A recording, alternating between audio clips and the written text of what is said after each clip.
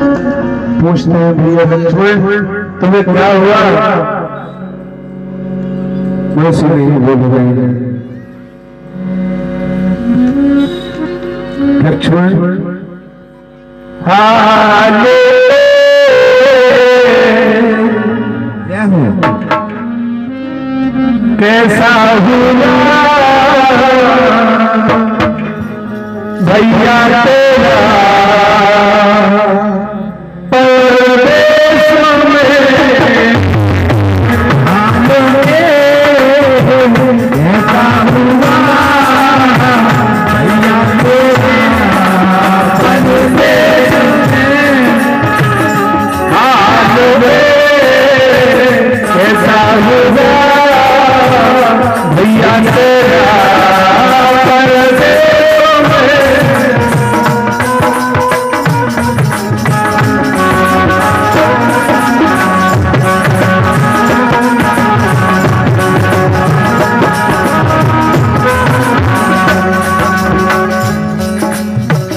कहते हैं लक्ष्मण ये हाल कैसे हो गया?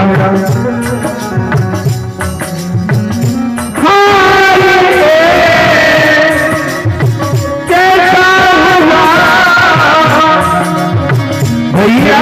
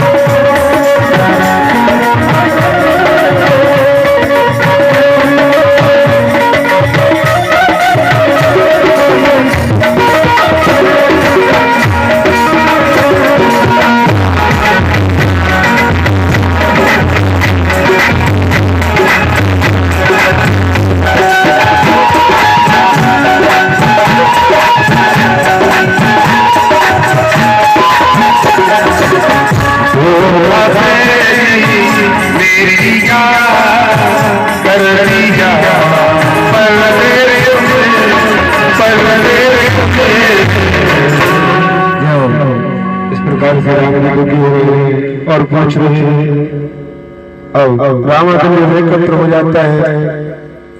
राम जी पूछते हैं कुछ करो, कुछ बतलाओ, जामुन कुछ बतलाओ, कुछ करो। अब यहाँ पर जामुन जी ने कहा विभीषण तुम बता सकते हो? विभीषण कहने लगते हैं कि तुम हनुमान जी को भेजो और लंका में वैद सुशैल यदि आ जाए, लंका का रहने वाला है, अगर वो आ जाए तो लक्ष्मण के प्राण बच सकते हैं।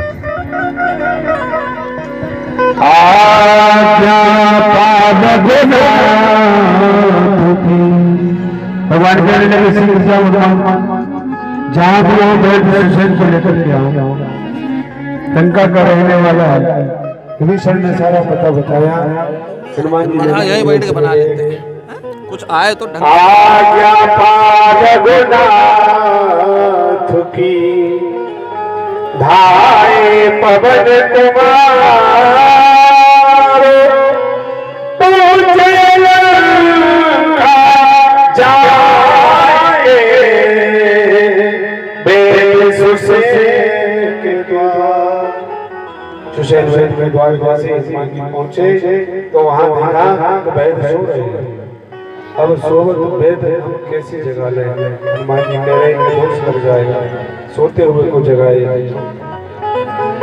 उस वेद का घर सुनिए भाई, पूरा पता बता दिया। रावण के महल से दूर ही था,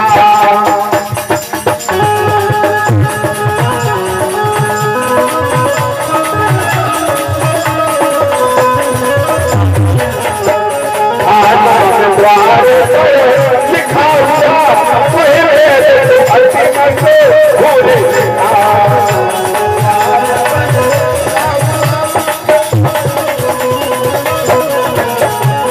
उसका नाम द्वार पर लिखा हुआ था। तब लगे सोचने पड़ जाता, सोते हुए देखा तो मन में सोचने लगे हनुमान जी, रूप धारे बजे रंग गए, पहुंचे हैं वेद के घर जाकर, तब लगे सोचने पवन कने, कैसे घर के अंदर जाऊंगे, काम जरूरी हर दिया इसलिए नहीं यहाँ ठहरा।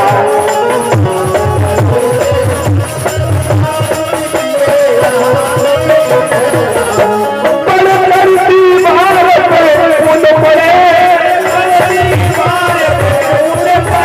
सब दिया काम सारे में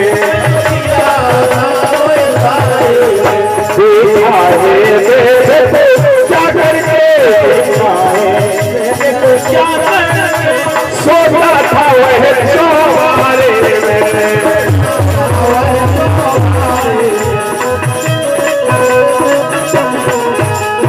देखा कि सो रहा है, सोता हुआ निहार के वेद को पवन कुमार अपने मन में इस रहे करने लगे विचार। यदि जगा देते तो दोष लग जाएगा, दोष और जगाने पर गया या नहीं गया, लेकिन जाएगा तो हनुमान जी जैसे भी जाएगा तैसे जाएगा। ये तो वो सोचते हैं कि ले तो हम जाएंगे, सीधी तरह से जाएगा तो ठीक है, नहीं तो हम ले जाएंगे, क्योंकि हनुमान जी जगा। अब यहाँ से लाए घर समेत उठा लिया, सोते ही लेकर के और रामादल में पहुंच जाते हैं। अब रामादल में जैसे ही पहुंचे फिर वेद को जगाया, वहां पर जगा दिया हनुमान ने, तब वह वेद सुखेन झालती आस चरने, कान लगायो वेद भाई मैं यहाँ कहाँ हूँ, मेरा घर यहाँ कैसे आ गया? आश्चर्य हुआ। हनुमान जी कहते मैं लेकर, क्यों? बोले लक्ष्मण ने यहाँ मूर्छा ठानी, वैदराज कोई उपचार करिए जो। बोले मैं तो लंका का वैद हूँ, तुम्हारा वैद थोड़े हो। राम जी कहते हैं वैद में बंटवारा नहीं होता है, वैद का दुश्मन नहीं होता है, वैद का दुश्मन रोग होता है। किसी से वैद की दुश्मनी नहीं होती है। भक्तराज लक्ष्मण की नबज देखो, तो वैदराज ने जैसे लक्ष्मण की बोले इसने मूर्छा ठानी, इसको शक्ति का प्रहार हुआ है, इसका हमारा भी शुद्ध होता तो प्राण गवा देता। अभी तो रहेगा लक्ष्मण, होगा तुल्य शरीर इसका, अभी मृत्यु तुल्य शरीर तो हो जाएगा, लेकिन प्राण अभी नहीं जाएंगे, दिन उगते प्राण गवा देंगे, ऐसा वरदान है उसका। बोले तो वैदराज कोई उपाय करिए। बोले दवा तो हमारे पास है, लेकिन रावण के पैसों। राम जी कहते हैं दुश्मन के पैसे की दवा तो नहीं करवाएंगे, भले कल मरता था अभी मर जाए लक्ष्मण। वैदराज कोई और उपाय है बताओ। बोले तुम्हारे दल में कोई वीर है? बोले वीर तो आप ही जान लीजिए कि आप सो रहे थे, इतने में समझ लीजिए तुम कैसे कहाँ हो। बोले हाँ ये कार्य हनुमान कर सकते हैं। जा करके लावे कोई, द्रोणागढ़ कोई चला जाएगा रातों रात में बूटी लेकर के आएगा तो लक्ष्मण बच सकते हैं, और दूसरा कोई उपचार नहीं है। जा करके लावे कोई उसको रातों रात आ जाएंगे होश में, शस्त्र समझिए होश में आ जाएंगे, जीवित हो जाएंगे। अब यहाँ हनुमान जी को इशारे किए। राम जी कहते हैं हनुमान जी अब तुम ही इस कार्य को कर सकते हो। हनुमान जी कहते हैं प्रभु आप चिंता न करें। वैदराज आकाश में हो, पाताल में हो, बूटी चाहे सागर में हो, लाएगा दास उसे जाकर चाहे ब्रह्मा के घर में क्यों ना। सीताराम के प्यारे पवन कुमार, हनुमत बीरा बजरंगी।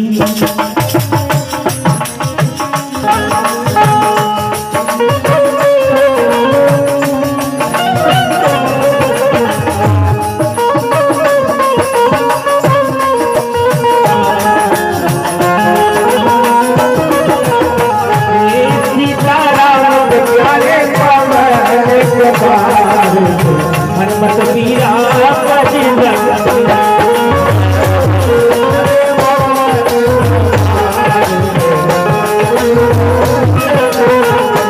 अपने भक्तों का लगा दो पूर्ण पार, हनुमत बीरा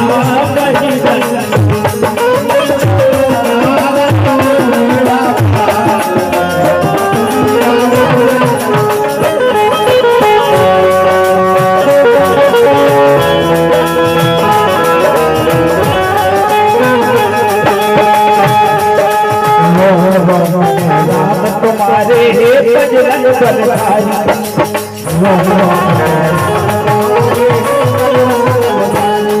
और मां अंजनी की आंख में तारे, शिव जी के अवतारी। मां अंजनी ब्रह्मा विष्णु करके हनुमत बीरा बजरंग।